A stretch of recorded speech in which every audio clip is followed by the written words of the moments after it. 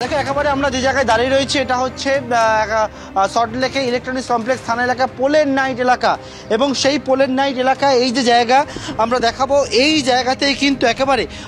প্রসেন মণ্ডল যার নাম 22 বছরের যুবক যে এই জায়গা ফাঁকা এলাকা এখানে কিন্তু তাকে মারধর করা হয় বলে জানতে পারছি আমরা এবং মারধর করার পর প্রীতম যে ছবি তুলে ধরছে এই জায়গায় মারধর করার পর তাকে কিন্তু এই দূরে যে জায়গা দেখতে পাচ্ছ সেখান থেকে একবার টানতে টানতে নিয়ে যায় বলে এখনও পর্যন্ত জানা যাচ্ছে এবং সেক্ষেত্রে এই যে ঘটনাস্থল যে জায়গা সেই ঘটনাস্থল এটা হচ্ছে পোলের নাইট এলাকা সেই জায়গাতে আজকে ভোরবেলা মোবাইল চোর সন্দেহে এই প্রসেন নামে 22 বছরের যে যুবক তাকে একেবারে এখানে পাকড়াও করা হয় এবং পাকড়াও করে জুতো বা অন্যান্য পড়ে রয়েছে দেখতে পাচ্ছ এই জায়গায় এবং তার পরবর্তীকালে এখানে তাকে মারধর করে এবং তারপর আর যেমনটা প্রত্যক্ষ সূত্রে আমরা জানতে পারছি সেটা হচ্ছে এখান থেকে টানতে টানতে ওই যুবককে মারধর করতে করতে এখান থেকে নিয়ে যায় এবং নিয়ে গিয়ে দূরে ওই যে রাস্তা রয়েছে সেই জায়গায় তাকে কিন্তু ফেলে পর্যন্ত রাখা হয় বলে জানা যায় বেশ কিছুক্ষণ সময় ধরে এবং এর পরবর্তীকালে এই যে সংজ্ঞাহীন অবস্থায় প্রসেন মণ্ডল যখন রাস্তার মধ্যে পড়েছিল তাকে এখান থেকে তুলে নিয়ে গিয়ে করুণাময়ীর কাছে একটি হাসপাতালে নিয়ে যাওয়া হয় এবং হাসপাতালে নিয়ে গেলে চিকিৎসকরা মৃত বলে জানায় এই ঘটনা এখনও পর্যন্ত 3 জনকে পুলিশ গ্রেপ্তার করেছে এবং তাদেরকে জিজ্ঞাসাবাদ করে যে বিষয়টা উঠে এসেছে সেটা হচ্ছে মোবাইল চুরি সন্দেহে একেবারে মারধরের মতো ঘটনা তেমনটা একটু জানা যাচ্ছে ঘটনাস্থলে যে ছবি আবারও দেখাচ্ছে আমার সহকর্মী প্রীতম যে জায়গায় ঘটনাস্থল মারধরের মতো ঘটনার সূত্রপাত হয় বলে জানা যাচ্ছে সেখান থেকে এই যে একটা জায়গা রয়েছে দূরে আমরা যাব সেখানে দেখাবো যে এই জায়গায় কিন্তু একটা স্বাস্থ্যকেন্দ্র সেই স্বাস্থ্যকেন্দ্রের পাশে তাকে রাখা হয়েছিল বলে জানতে পারছি আমরা পুলিশ এখন গোটা ঘটনা তদন্ত শুরু করে স্থানীয়রা যারা রয়েছেন তাদের সঙ্গে কথা বলে নেওয়ার চেষ্টা করব আপনাকে আমরা এখানে দেখছিলাম পড়েছিল কখন তখন কটা বাজে 9:30 10টার দিকে পড়েছিল সংজ্ঞা ছিল না এমনি পড়েছিল চালের শব্দ ছিল না তখন আমরা বললাম যে কোনো ডাক্তারের কাছে নিয়ে যাও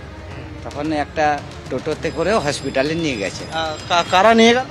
যে মেরেছে সে আর ওর দিদিমা মারধর করছিল কোনখানে সেটা আমরা দেখিনি এখানে কি করে জানলেন ওই মেরেছে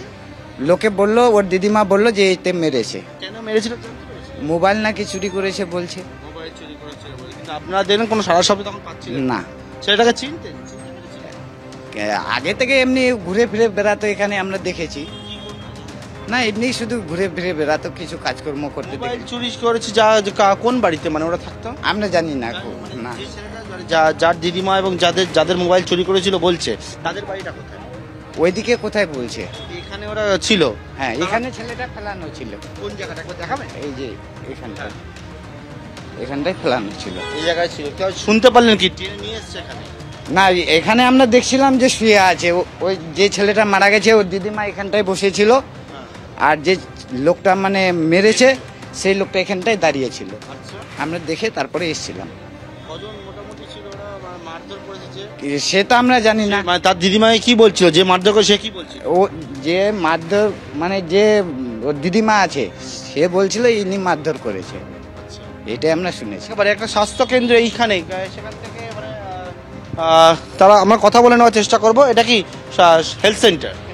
আপনি কি এখানে কাজ করেন হ্যাঁ আপনারা কখন এলেন এখানে আমরা তো সকালে 9টার টাইম 9টার পরে এসেছি কি দেখলেন এখানে এসে আমরা তো কিছু দেখিনি যখন এসেছি 9টা বেজে গেছিলো সকালে তখন না তখন কেউ ছিল না স্বাস্থ্যকেন্দ্র বন্ধ থাকে সকালে হ্যাঁ স্বাস্থ্যকেন্দ্রের টাইম থাকে টাইম খোলা হয় না পরে আমরা এসে তারপরে আর কিছু শুনতে পাইনি তারপরে এখন দেখলাম যে রিপোর্টার এসছে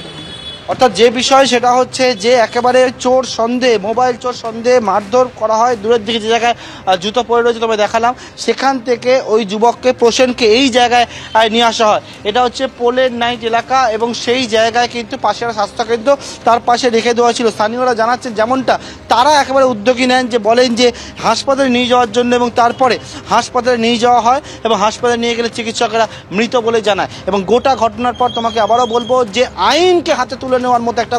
অভিযোগ সামনে আসছে এবং সেক্ষেত্রে একেবারে মোবাইল চুরি করেছে সেই সন্দেহের বশে কিন্তু মারধর এবং তার জেরে এই মৃত্যুর মতো ঘটনা, খুনের মতো ঘটনা পরপর দুটি ঘটনা ঘটলো কিন্তু একেবারে কলকাতার মুচিপাড়া এবং তারপরে 24 ঘন্টার মধ্যে আবারও সল্টলেকের এই যে ঘটনাস্থল তোমাকে দেখালাম, দর্শকরা দেখতে পেলেন, সেই জায়গায় কিন্তু আজকে সকালে এই ঘটনা আবারও আইন খাতে তুলে নেওয়ায় কিন্তু অনেকেই যে বিষয়টা বলছেন এই ঘটনা কেন ঘটছে, অনেকেই যারা মৃতের পরিজনেরা তারা বলছেন যে বিষয়টা পুলিশ প্রশাসনের হাতে তুলে দিতে পারতো, কিন্তু এইভাবে কেন মারধর করলো সেই নিয়ে কিন্তু যেটা অভিযোগ সেটা কিন্তু আসছে এবং পুলিশ জানাচ্ছে সমস্ত দিক খোলা রেখে তারা তদন্ত প্রক্রিয়াকে এগিয়ে নিয়ে যাচ্ছে। ধন্যবাদ পার্থ। একেবারেই শুধুমাত্র সন্দেহের বশে গণপিটুনিতে এরকম মারধরের অভিযোগ করা হচ্ছে।